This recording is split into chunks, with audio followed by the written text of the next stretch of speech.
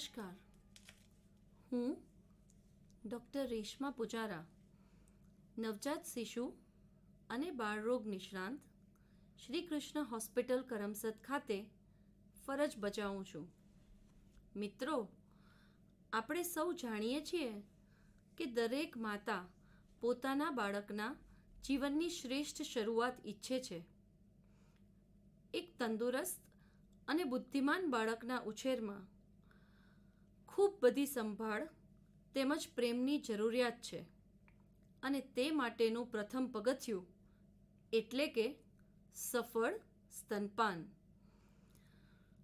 માતાના ધાવણમાં બાળકના જીવનના શરૂઆતના વર્ષો માટે આવશ્યક તેવા તમામ પોષક તત્વો અને રોગપ્રતિકારક દ્રવ્યો હોય છે.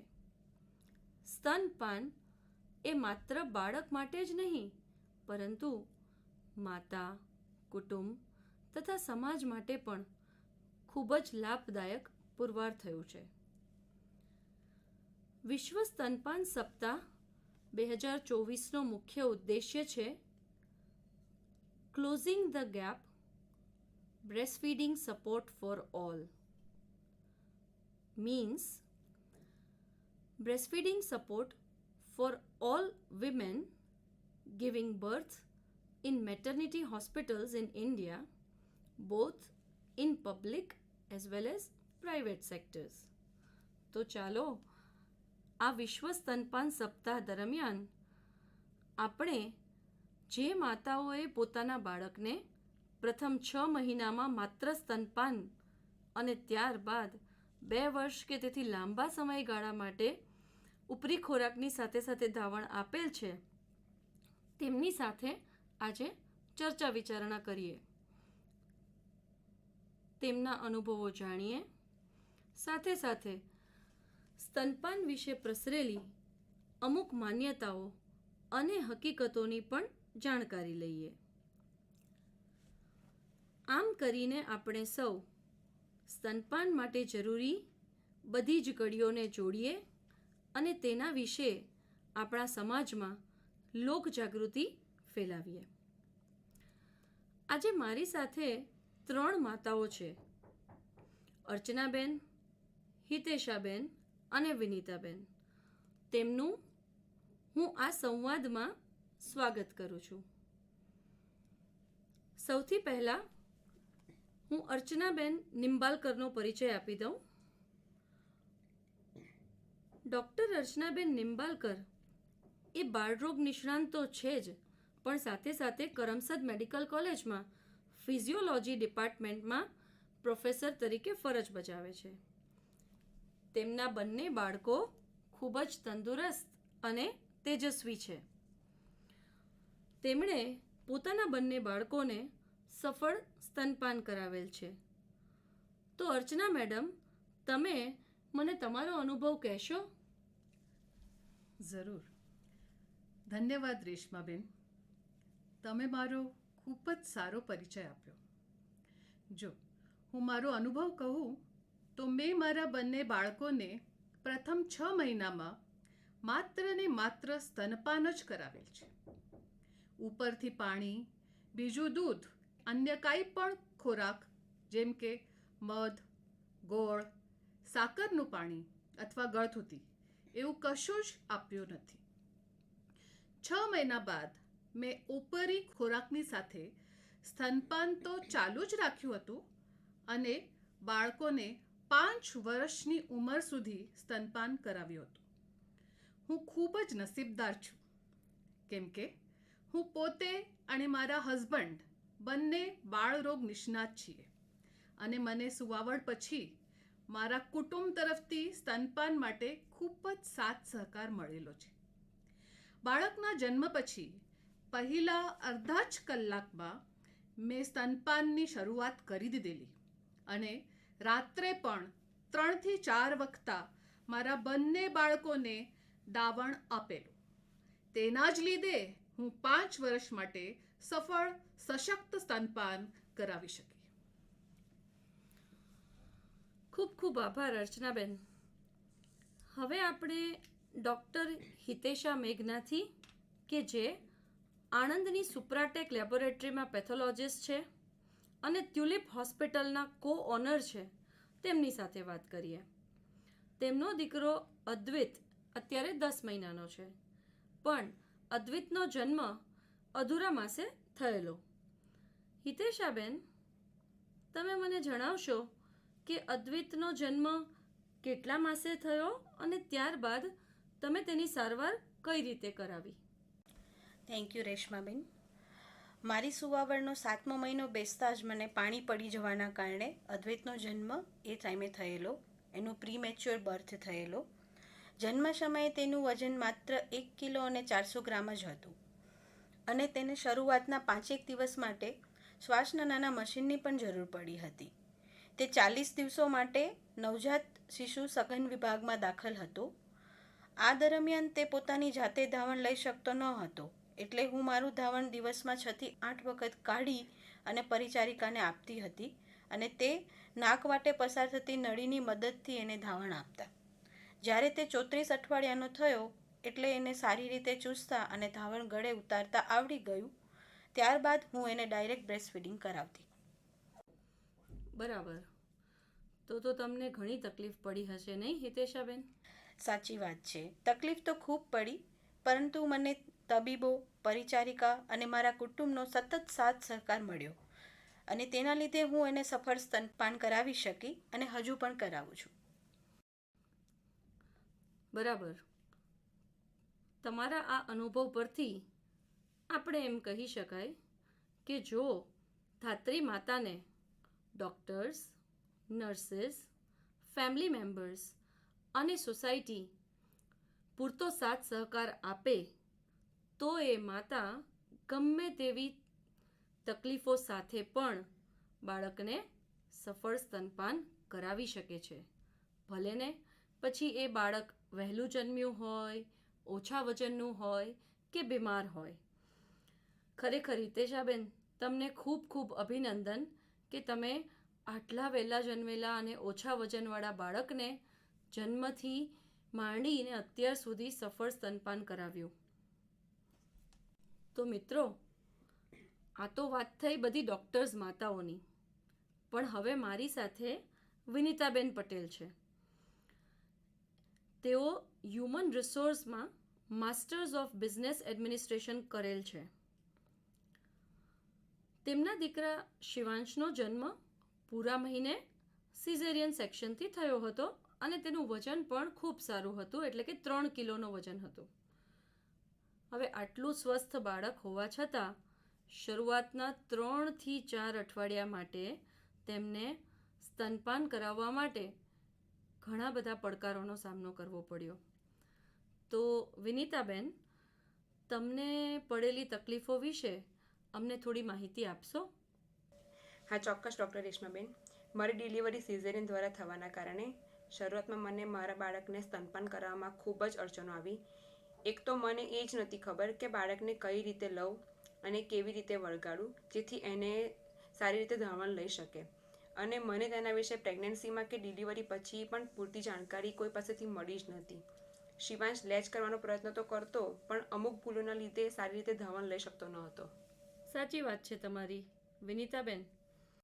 મારા મતે જો તમને પ્રેગ્નન્ટ બન્યા પછી તમારા એન્ટીનેટલ પીરિયડમાં કે પછી ડિલિવરી પછી તરત જ કોઈએ સ્તનપાન માટે સલાહ સૂચન આપ્યા હોત અને તેના માટેની સાચી પોઝિશન અને અટેચમેન્ટ વિશે માહિતી આપી હોત, બાળકને કઈ રીતે વળગાડવું તેના વિશે સમજાવ્યું હોત, બતાવ્યું હોત, તો કદાચ તમારા માટે શરૂઆતથી જ સ્તનપાન કરાવવાનું ખૂબ સહેલું બની ગયું હોત. હા, સાચી વાત છે.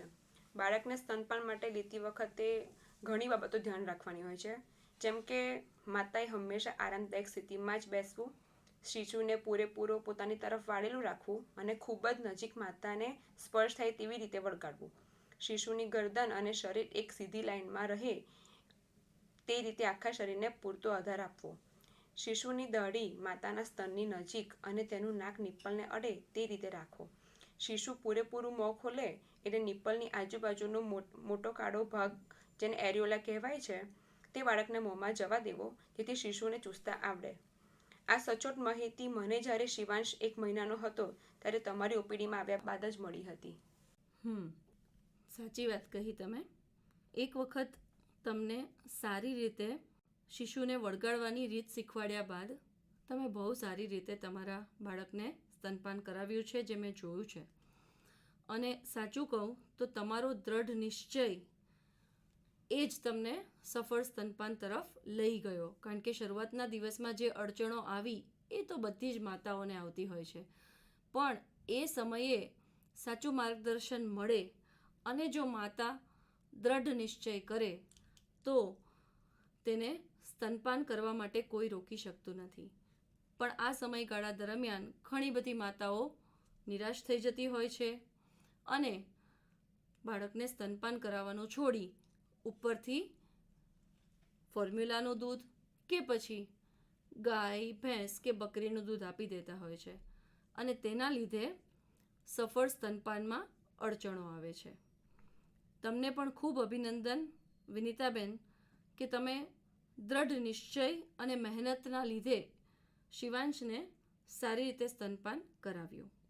હવે આપણે ફરીથી અર્ચના મેડમ પાસેથી થોડું વધારે જાણીએ.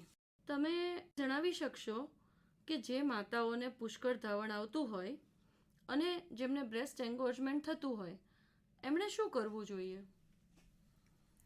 રેશમાબેન, તમે આ ખૂબ જ સુંદર પ્રશ્ન પૂછ્યો. તમારી વાત સાચી છે કે જે માતાઓને પુષ્કળ ધાવણ આવતું હોય તેમને બ્રેસ્ટ એન્ગોર્જમેન્ટ થવાની પૂરેપૂરી શક્યતાઓ છે.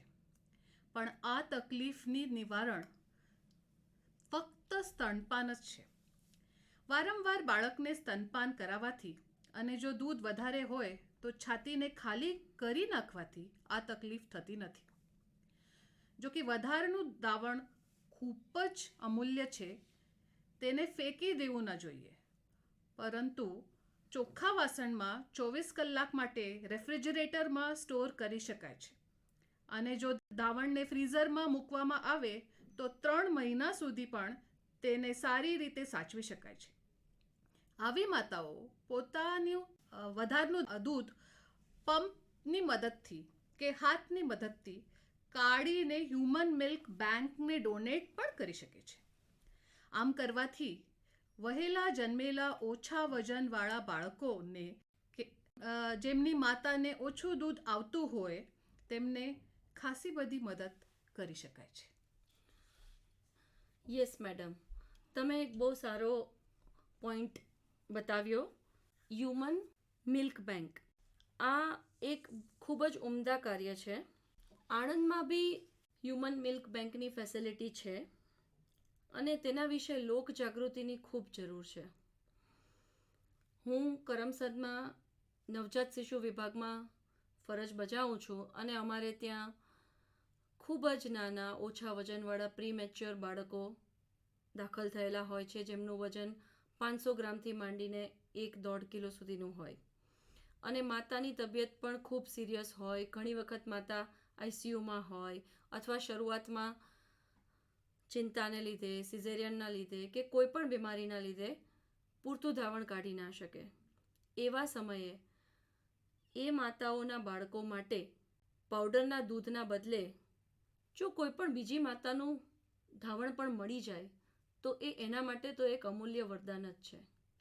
એટલે આ હ્યુમન મિલ્ક બેંકનો જે કન્સેપ્ટ છે ખૂબ સારો છે અને ખરેખર હું તો બધી માતાઓને વિનંતી કરું કે જે લોકો પણ પોતાના બાળકોને ધાવણ આપે છે તેમની પાસે જો ધાવણ વધતું હોય તો એને ફેંકી ના દેશો, એને કાઢી યોગ્ય રીતે સ્ટોર કરી અને હ્યુમન મિલ્ક બેંકને ડોનેટ કરશો તો તમે બીજા બાળકોને જીવનદાન પણ આપી શકશો. હવે આપણે હિતેશાબેનની વાત કરીએ, કારણ કે વહેલા જન્મેલા બાળકોની આપણે વાત કરીએ છીએ ને, તો હિતેશાબેનનો દીકરો અદ્વિત એ બહુ વહેલો જન્મ્યો હતો અને સિઝેરિયન ડિલિવરી હતી અને બહુ સ્ટ્રેસમાં હતા. તો એ શરૂઆતના 2-3 દિવસોમાં એમને ઘણી તકલીફ પડી, આપણે એમના અનુભવ જાણીએ. રેશમાબેન, અદ્વૈતના જન્મ પછી મને શરૂઆતના 2-3 દિવસોમાં બિલકુલ ધાવણ આવતું નહોતું અને પછી પણ જાણે પૂરતું ધાવણ આવવામાં થોડી વાર લાગી હતી. તો તમે મને એ જણાવશો કે એના શું કારણો હોઈ શકે અને તેનું નિવારણ કઈ રીતે લાવી શકાય? હવે આમ તો કેવું હોય કે દરેક માતાને જ્યારે પ્રેગ્નન્સી હોય ને તે સમયે જ તેની છાતીમાં એટલે કે બ્રેસ્ટમાં એવા બધા ફિઝિકલ ચેન્જીસ એટલે એવા પરિવર્તનો આવતા હોય કે જેના લીધે બાળકના જન્મ પછી તરત જ ધાવણ આપવા માટે સ્તન તૈયાર જ હોય. એટલે ધાવણ બનવાની શરૂઆત તો પ્રેગ્નન્સી દરમિયાન જ થઈ જાય. પણ તકલીફ ક્યાં પડે કે જન્મ પછી જો બાળકને પહેલાં 1 કલાકની અંદર ડાયરેક્ટ બ્રેસ્ટ ફીડિંગ આપવામાં આવે તો તેનાથી નિપ્પલ સ્ટિમ્યુલેશન થાય છે અને દૂધનો સ્ત્રાવ શરૂ થઈ જાય છે. પણ મોટાભાગના કેસમાં આ શક્ય બનતું જ નથી. સિઝેરિયન ડિલિવરીના કારણે મધરની તબિયત સારી ના હોય, મધરને એનેસ્થેશિયા આપ્યું હોય, બાળક અને મધર અલગ અલગ જગ્યાએ હોય, અલગ અલગ રૂમમાં હોય, આ બધાને લીધે પહેલાં 3-4 કલાક તો જાણે બાળકને એની માતાનું ધાવણ મળતું જ નથી અને બીજા બધા લોકો ચિંતાના કારણે તેને ઉપરથી પાવડરનું દૂધ કે ગળથુથી કે સાકરનું પાણી કે મધ એવું કશું આપી દેતા હોય છે, જેના લીધે બાળકની ભૂખ અને તરસ छिપાઈ જાય અને બાળક ઊંઘી જાય. જો આપણે ધ્યાન રાખીએ કે દરેક બાળકને જન્મ પછી પહેલાં જ કલાકની અંદર સીધું તેની માતાનું ધાવણ મળે એટલે કે ડાયરેક્ટ બ્રેસ્ટ ફીડિંગ મળે તો તેનાથી સફળ સ્તનપાનમાં ખૂબ મદદ થઈ જાય છે. તમારા કેસમાં તો તમારું બાળક ખૂબ વહેલું જન્મેલું, સિઝેરિયન ડિલિવરી હતી, તમે અહીંથી અમદાવાદ સુધી ગયેલા અને માનસિક રીતે પણ તમારું આખું કુટુંબને તમે થોડા તણાવમાં હતા, હે ને? હા, એકદમ સાચી વાત છે. તો આવી પરિસ્થિતિમાં તમારી જે માનસિક સ્થિતિ હોય ને તેની પણ ધાવણ પર અસર પડે. તમારું શું કહેવું છે આ બાબતમાં? એ સમયે એકસાથે એટલું બધું બની ગયું હોય કે બાળક એક તો આપણી પાસે ના હોય, એટલે એ સમયે આમ તરત જ બ્રેસ્ટ ફીડિંગનો વિચાર પણ નહોતો આવ્યો. સાવ સાચું કહું તો એક દિવસ તો એમ જ જતો રહેલો. બીજા દિવસે પછી એ વિચાર કરવાનું ચાલુ કર્યું કે હવે દૂધ આવતું નથી તો એના માટે શું કરીશું. તો એના માટે એ સમયે મારી પાસે એક્સપર્ટ એડવાઇસ અવેલેબલ હતી, જે હવે કહેવાય છે કે બાળકોના ડૉક્ટર હોય, જે લેક્ટેશન કન્સલ્ટન્ટ બી હોય છે, કે જે માતાને ધાવણ લાવવામાં મદદ કરી શકે. તો એમની મદદથી મેં શરૂઆતમાં હાથથી પંપ કરવાનું ચાલુ કર્યું, પછી બ્રેસ્ટ પંપનો ઉપયોગ કર્યો અને એમની સલાહ સૂચન હેઠળ મારે ધીરે ધીરે રહીને ધાવણ ચાલુ થઈ ગયું. ખૂબ સરસ. એટલે આમાં પણ સાચું કહું તો ડૉક્ટર અને નર્સિસની મદદ, તમારા કુટુંબનો સાથ સહકાર અને તમારી ઈચ્છા, આ બધું જ ભેગું થયું ત્યારે તમે સારી રીતે ધાવણ કાઢી શક્યા. અને બધી માતાઓને બાળકના જન્મ પછી શરૂઆતના 2-3 અઠવાડિયામાં હોર્મોનલ ચેન્જીસના લીધે અને એક અલગ પ્રકારના અનુભવના લીધે ઘણો માનસિક તણાવ રહેતો જ હોય છે, નોર્મલ ડિલિવરી હોય તો પણ, અને તેની અસર ધાવણ પર થાય છે.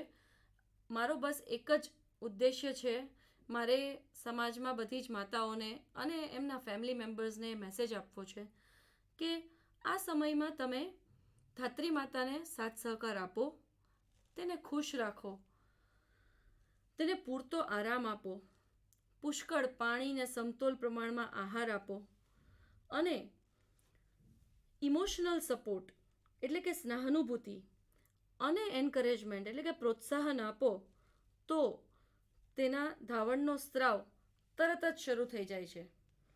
બાળકને જન્મના પહેલા કલાકમાં ધાવણ આપી દેવાથી અને માંગે તેટલી વાર આત્મવિશ્વાસ સાથે દવડાવવાથી પણ ધાવણમાં વધારો થાય છે.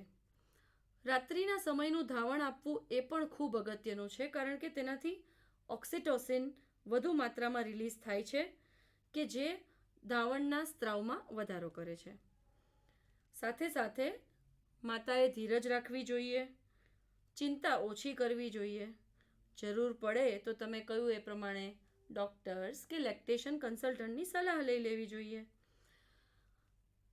ઘણી બધી એવી વસ્તુઓ પણ છે, ઘણા એવી દવાઓ પણ છે, તમને ખબર જ હશે હે ને, કે જેની મદદથી આપણે ધાવણનો સ્ત્રાવ વધારી શકાય. તમે મને કહેશો, તમે કોઈ દવા લીધી હતી એવી? હા, એ સમયે મારે મદદની જરૂર હતી. તો એક તો આપણે આપણું દેશી દવા જ કહેવાય, એક સતાવરી કરીને આવે છે, લેક્ટોબોક્સ. એણે બી સારી મદદ કરી. એ મને ખૂબ હેલ્પફુલ થયું એ ટાઈમે. સતાવરી હું લેતી હતી અને સાથે સાથે જે ઘરગથ્થુ ઉપચારો હોય અને આપણા દેશી દવાઓ જે કહેવાય એની ટેબ્લેટ્સ આવતી હતી એ લેતી હતી. એ ઉપરાંત મારે મેડિકેશનની પણ જરૂર પડી હતી, તો ડૉક્ટરે મને પ્રિસ્ક્રાઇબ કરેલી એ દવા પણ હું લેતી હતી. તો આ બધી જ વસ્તુઓ સાથે થોડી ધીરજ અને એક અંદરથી કે ભાઈ ના, મારે મારા બાળકને સ્તનપાન કરાવવું જ છે, એ બધા જ, અને એ સાથેના બધા પ્રયત્નો એમ કરતાં ધીરે ધીરે ધાવણ ચાલુ થયું અને પછી ધીરે ધીરે વધ્યું. ખૂબ સરસ. તો જ્યારે તકલીફ પડે ત્યારે એનું નિવારણ પણ હોય, પણ આપણે કોઈની સાચી સલાહ લેવી જોઈએ, બરાબર ને? બરાબર. ખાસ બીજું એક અગત્યનું કહેવાનું આ તબક્કે કે જન્મ પછી દરેક માતાને ખૂબ ઓછું ધાવણ આવતું હોય, ખૂબ જ ઓછું. હાર્ડલી એમ કહું ને કે 1-2 ml જેટલું પીળું ને જાડું દૂધ નીકળતું હોય. સમાજમાં એવી માન્યતા છે કે આ તો બગાડ છે, એને ફેંકી દો, બાળકને આપો નહીં. આપણા દાદી ને નાની ને બધા એવું કહે કે આ બગડેલું દૂધ 2 દિવસનું બાળકને ના અપાય, એટલે ચાલો ઉપરથી આપણે ગળથૂથી કે કશુંક બીજું દૂધ આપી દઈએ, પછી તું ધાવણ કરાવજે. પણ એ માન્યતા સાવ ખોટી છે. શરૂઆતમાં જે દૂધ આવે એને કોલોસ્ટ્રોમ કહેવાય, કે જે રોગ પ્રતિકારક શક્તિથી ભરપૂર હોય છે અને તેમાં ચરબીનું પ્રમાણ ખૂબ વધારે હોય છે. એટલે ભલે એ દૂધ માત્ર 2 કે 3 ml આવતું હોય, પણ એ બાળક માટે પૂરતું છે. શરૂઆતના દિવસમાં આમ બી નવજાત શિશુના પેટની ક્ષમતા એટલી ઓછી હોય છે કે તેમને એક વારમાં 2 થી 5 ml જેટલા દૂધની જરૂરિયાત માંડ હોય. તો આવા સમયે જો આપણે ઉપરથી ફોર્મ્યુલા મિલ્ક 15-20 ml પીવડાવી દઈએ તો એ બાળકની ભૂખ સંતોષાઈ જાય અને બીજા 6 કલાક માટે 8 કલાક માટે બાળક દૂધ જ નહીં માંગે, અથવા તો પચવામાં અઘરું પડે તો એ બાળક ઉલટીઓ કરશે. એના કરતાં ધીરજ રાખી, આત્મવિશ્વાસ રાખી અને જેટલું પણ દૂધ માતાને આવે તેટલું તેણે બાળકને આપે તો એ વધારે ફાયદાકારક છે. હવે આપણે વિનીતાબેન સાથે વાત કરીએ. વિનીતાબેન, તમારા ડિલિવરી પછી પહેલાં 1 મહિનામાં જે તમને તકલીફો પડી એ વિશે મને થોડી વધારે માહિતી આપશો? શું થયું હતું એ સમયગાળામાં? ચોક્કસ. રેશમાબેન, મારું બાળક જ્યારે શરૂઆતમાં બરાબર ધાવણ નહોતું લેતું, કે ચલો એને નહોતું આવડતું, ત્યારે મને મોસ્ટલી સોર નિપ્પલ અને ક્રેક નિપ્પલની સમસ્યા રહેતી હતી. તો એનું નિવારણ કઈ રીતે લાવી શકાય? તમે બહુ સારો પ્રશ્ન કર્યો વિનીતાબેન. આ એક એમ કહેવાય ને કે બહુ કોમન પ્રોબ્લેમ છે. બધી જ માતાને આ તકલીફમાંથી પસાર થવાનું આવતું જ હોય છે, ખાસ કરીને જ્યારે પહેલું બાળક હોય ત્યારે ખાસ તકલીફ થાય. અને એનું મુખ્ય કારણ એક જ છે, રોંગ પોઝિશનિંગ, રોંગ અટેચમેન્ટ. એટલે બાળકને લેવાની ને વળગાડવાની રીત જો ખોટી હોય તો આ તકલીફ થઈ શકે, કારણ કે આ પરિસ્થિતિમાં બાળક માતાની માત્ર નિપ્પલ ચૂસ્યા કરે, એમાંથી મિલ્કનો સ્ત્રાવ બહાર આવે નહીં અને માતાને સોર નિપ્પલ કે ક્રેક નિપ્પલ જેવા પ્રોબ્લેમ્સ થઈ જતા હોય છે. એનું નિવારણ મેં જે પહેલાં સમજાવ્યું કે કરેક્ટ પોઝિશનિંગ અને અટેચમેન્ટ, એનાથી લાવી શકાય કે બાળકને પૂરેપૂરું તમારી તરફ વળેલું રાખી, નજીક રાખી અને ધાવણ આપવું. અને ખાસ સૌથી અગત્યનો મુદ્દો કે બાળક જ્યારે મોં ખોલે ત્યારે તેના મોંમાં માતાની નિપ્પલની આજુબાજુનો જે કાળો ભાગ છે તે પણ બરાબર અંદર જાય, તે રીતે ધાવણ આપવું. એમ કરવાથી બાળકને પૂરતું ધાવણ સારી રીતે મળી રહે છે અને સોર નિપ્પલ કે ક્રેક નિપ્પલ જે પ્રોબ્લેમ્સ છે એ પોતાની જાતે જ સોલ્વ થઈ જતા હોય છે. તેમ છતાં જે શરૂઆતનો થોડો સમય હોય કે જ્યારે ક્રેક નિપ્પલ થઈ ગયા હોય કે સોર નિપ્પલ થઈ ગયા હોય તો એ બહુ પેઇનફુલ હોય છે અને એમાંથી કોઈ વખત બ્લીડિંગ પણ થતું હોય છે. તો આ ટાઈમે એ સોર નિપ્પલના હીલિંગ માટે આપણે કંઈક આપી શકીએ. તમે જો તમારા સ્ત્રી રોગ નિષ્ણાંત પાસે જશો તો એ લોકો તમને કાં તો નિપ્પલ ક્રીમ્સ એડવાઇસ કરશે જે બજારમાં તૈયાર મળી જાય છે ઓવર ધ કાઉન્ટર, અથવા તો તમે તમારું પોતાનું ધાવણ જ કાઢીને લગાડી શકો, અથવા ઘરનું જે આપણું ઘરનું બનાવેલું ઘી હોય એ અમુક લોકો લગાવતા હોય છે મોઇશ્ચરાઇઝિંગ માટે. આમાંથી ગમે તે કરો, એ માત્ર ટેમ્પરરી સોલ્યુશન છે. આ વસ્તુનું પરમનન્ટ સોલ્યુશન તો એક જ છે, સારી રીતે બાળકને ધવડાવો તો એ ઓટોમેટિક સોર નિપ્પલનો પ્રોબ્લેમ દૂર થઈ જશે. હવે મારે બીજો એક સવાલ હતો તમને કે શિવાંશ એક ક્લસ્ટર ફીડિંગ બેબી હતો. શરૂઆતના સમયમાં એના લીધે મને ખૂબ તકલીફ પડતી હતી. તો શું એ વસ્તુ નોર્મલ છે?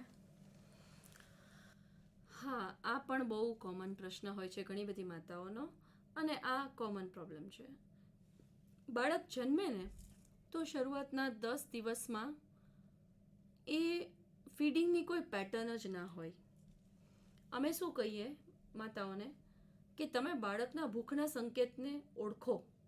કેવા કે બાળક ભૂખ્યું થાય ત્યારે જાગી જાય, આંખો ખોલી ચારેકોર જુએ, મોઢામાં આંગળા નાખે, જીભ બહાર કાઢે, આવું બધું કરતો હોય તો સમજી જવાનું કે એને ભૂખ લાગી છે અને એને ધાવણ આપવાનું. ધાવણ આપ્યા પછી એવું બને કે બાળક અડધા જ કલાકમાં ફરી ધાવણ માંગે તો ફરી આપવાનું. ત્યારે ઘરના લોકો કે ઇવન માતાને પોતાને ચિંતા થાય કેમ આવું કરે છે, એને ઓછું પડતું હશે, નહીં આવતું હોય, એવા બધા વિચારો મનમાં લાવ્યા વગર જો આપણે બાળકને માંગે તેટલી વાર વારંવાર ધાવણ આપીએ તો શરૂઆતના 10-15 દિવસ પછી આ ક્લસ્ટર ફીડિંગનો પ્રોબ્લેમ સોલ્વ થઈ જતો હોય છે. અને તેમ છતાં મેં જોયું છે કે ઘણા બાળકો ધાવણ લેતા લેતા ઊંઘી જાય અને પછી પોતાની ઊંઘ ચાલુ રાખવા માટે પણ વચ્ચે વચ્ચે બાળક માતાના સ્તનની નિપ્પલને ચૂસતા હોય છે. આ બધું બહુ જ સામાન્ય છે અને નેચરલ છે, એની કોઈ ચિંતા કરવાની નથી હોતી. ઘણા બાળકો કલાકે કલાકે ધાવણ લે અને જ્યારે ઊંઘી જાય તો એ બાળક એક સાથે 4 કલાક પણ ઊંઘી જતું હોય છે. એવા સમયે બાળકને ઉઠાડીને દૂધ આપવું ના જોઈએ. ઘણા બધા ગેરમાન્યતાઓ છે કે બાળકને દર 3 કલાકે કે 2 કલાકે ધાવણ આપવું. મારું એવું માનવું છે માંગે તેટલી વાર ધાવણ આપો. બાળક ઊંઘતું હોય તો ઊંઘવા દો, જાગે ત્યારે વધારે પડતું રડવા ચડે એ પહેલાં ધાવણ આપી દો તો આ બધા પ્રોબ્લેમ નથી થતા હોતા. રેશમાબેન, મારે બી એક બીજો પ્રશ્ન હતો. સુવાવડ પછી કુટુંબ તરફથી માતાના ખોરાકને લઈને ખૂબ વધારે ચિંતાઓ થતી હોય છે. લાઈક અમુક આમ પર્ટિક્યુલર વસ્તુઓ જ ખાવી, જેમ કે વધારે પડતું ઘી, ગોળ, કોપરું, બાજરી, અને અમુક વસ્તુઓ ના ખાવી જેમ કે કઠોળ. તો આવો બધો આગ્રહ રખાતો હોય છે, તો એના વિશે તમારું શું કહેવું છે? તમારી વાત બહુ સાચી છે અને આ ઘણી બધી એવી કૌટુંબિક માન્યતાઓ અને પ્રથાઓ ચાલતી આવતી હોય જેના લીધે ઘરના લોકો આગ્રહ રાખતા હોય છે. સાચું કહું ને તો આ બધી વસ્તુ માટે કોઈ સાયન્ટિફિક પ્રૂફ તો નથી, પણ એ બધી વસ્તુઓ ખાવામાં કોઈ વાંધોય નથી. માત્ર સાયન્ટિફિકલી પ્રૂવન જે છે એક જ વસ્તુ કે ધાત્રી માતાને તેની રોજબરોજની જરૂરિયાત કરતાં 500થી 700 કિલો કેલરી વધારે આપવી જરૂરી છે, જેથી કરીને તેના ધાવણમાં બાળકને જરૂરી પોષક તત્વો આવી રહે. પણ ઘણીવાર કુટુંબના આગ્રહને લીધે માતાને ખૂબ વધારે ઘી ગોળના લાડવા ખવડાવવામાં આવે અને પછી એનું વજન વધી જતું હોય છે અને એ વજન ઓછું કરવા માટે માતાને ખૂબ તકલીફ પડતી હોય છે. તો મારું માનવું એવું છે કે સમજી વિચારીને પોતાના શરીરનું ધ્યાન રાખીને સમતોલ આહાર કે જેમાં દરેક પ્રકારના શાકભાજી, ફળો, અનાજ અને કઠોળ તેમજ દૂધ વગેરેનો સમાવેશ થાય તે લેવો જોઈએ. અને સ્તનપાન એવું છે કે જે સારી રીતે કરાવો તો એ પોતે જ તમને તમારા વજનને ઓછું કરવામાં મદદ કરતું હોય છે. એટલે એ બધી ચિંતાઓ કર્યા વગર ધાવણ આપી શકાય. રેશમાબેન, મને હંમેશા એવી ચિંતા રહેતી કે શિવાંશને પૂરતું ધાવણ મળે છે કે નહીં. તો હવે તમે મને અસરકારક સ્તનપાનના ચિહ્નો વિશે માહિતી આપો. ચોક્કસ. આ વસ્તુ પણ ખૂબ જરૂરી છે. દરેક માતાને 4-5 મુદ્દાઓ જાણવા જરૂરી છે. જો બાળક 24 કલાકમાં 8 થી 10 વખત સ્તનપાન કરતું હોય, દરેક વખતે સ્તનપાન કર્યા બાદ સારી ઊંઘ લેતું હોય, તેનું સમયાંતરે વજન કરાવતા સમયે જોઈએ કે વજન વધી રહ્યું છે, અને 24 કલાકમાં ઓછામાં ઓછું 6 વખત કે તેથી વધુ વખત જો પેશાબ સારી રીતે કરી લેતું હોય, તો એ બાળકને પૂરતું ધાવણ મળી રહ્યું છે. પછી બાળકને પૂરતું ધાવણ મળે છે કે નહીં એવી ચિંતા કરીએ, અથવા તો કુટુંબ તરફથી એવી ચિંતા વ્યક્ત થાય ત્યારે ઘણી બધી માતાઓ ફોર્મ્યુલા મિલ્કનો ઉપયોગ કરે છે. અને જેટલું વધારે ફોર્મ્યુલા મિલ્ક બાળકને મળે તેટલું ધાવણનો સ્ત્રોત ઓછો થતો જાય છે. તો બસ આ વસ્તુનું ધ્યાન રાખવું. હવે મને અર્ચના મેડમને પાસે એક અગત્યનો પ્રશ્ન પૂછવાનો છે. મેડમ, તમે તો જોબ કરતા હતા અને તેમ છતાં બંને બાળકોને 5-5 વર્ષ સુધી સ્તનપાન કરાવ્યું. આ કઈ રીતે શક્ય બન્યું? રેશમાબેન, હું જે હોસ્પિટલમાં કામ કરતી હતી તેનાથી મારું ઘર ખૂબ જ નજીક હતું. એટલે વારંવાર વચ્ચે ઘરે આવીને બાળકોને સ્તનપાન કરાવી લેતી. તેની સાથે સાથે મારું દાવણ વાટકીમાં પણ કાઢી ફ્રીજમાં મૂકીને જતી. જો મને આવતા મોડું થઈ જાય તો મારા સાસુ કે મારા મમ્મી બાળકોને વાટકી ચમચીથી દાવણ પીવડાવી દેતા.